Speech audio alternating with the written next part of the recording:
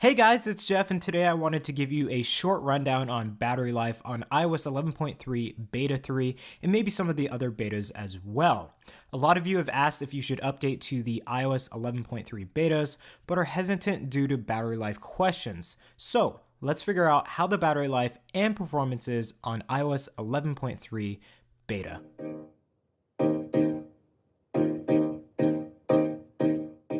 So first off, I'm sorry, but all the footage today was shot for other videos. I just didn't have enough time to shoot anything today. So if you want to just listen, that would be awesome if you have other things to do.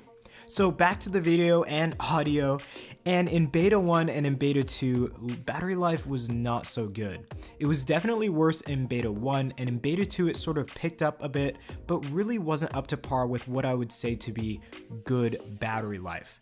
So in beta 3, there weren't too many feature changes and Apple primarily focused on bugs, so hopefully their focus was on battery life as well. Let's find out if that is true.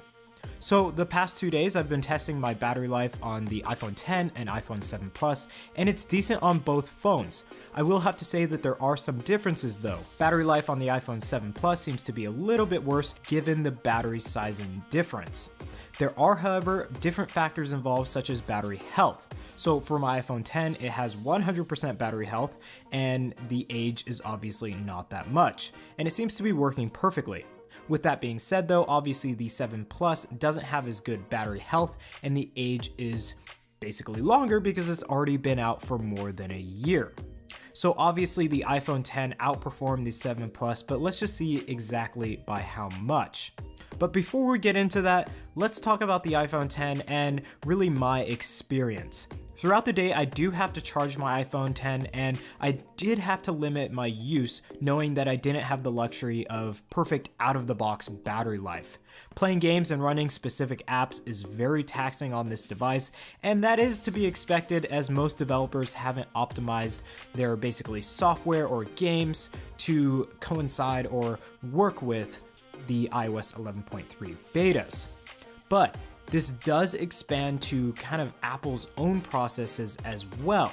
Even going on like the home screen, taking pictures, video, everything like that is very taxing on the iPhone 10's battery, and there is quite a bit of battery drain. So it's not just limited to third-party apps. So obviously there is still some work to do with the battery life in iOS 11.3, and given it's a beta, I'm not going to complain too much. I just wanted to let you all know what my experience was. So I guess you really want to know some numbers instead of just hearing me rant and rave about some of the issues I've been having. So here's some scores that we got from Geekbench. On Geekbench, we scored a 2750 on the battery test for the iPhone 10, and on the 8 Plus, we scored a 2705, and that 8 Plus was running on iOS 11.2.5. The iPhone 7 Plus scored a 2113, which is performing just around par with other 7 Pluses on Geekbench at this time. That iPhone 7 Plus was of course on iOS 11.3 Beta 3. So obviously between the iPhone 7 Plus and the iPhone 10, there's a major difference, but I think most of that is due to battery health, and obviously there are more factors involved in that, but I think battery health is the big one. So as far as actual use goes for kind of all phones, for all of you asking for all of your specific devices, any battery life is going to be basically declined running iOS 11.3 betas. But beta 3 seems to have the best battery life you can get over beta 1 and beta 2. It is still my recommendation though that users hold off on updating to the beta version if their concern is with battery life. So keep that in mind if you have that question, and maybe hold off until like maybe beta 4, beta 5.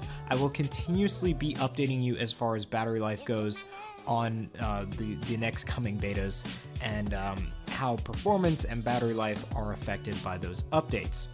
So guys, thank you for listening to me rave and rant about battery life and listening to some of the numbers that we got from the battery life test. I still have another video coming which covers iOS 11.2.6, and you will not want to miss that. So get subscribed and hit that bell button to get updated as soon as that video releases. Just in case you guys didn't know, iOS 11.2.6 does come with a lot of issues, which I will be talking to you about, so stay tuned for that video. It will be coming most likely tomorrow, which is Friday.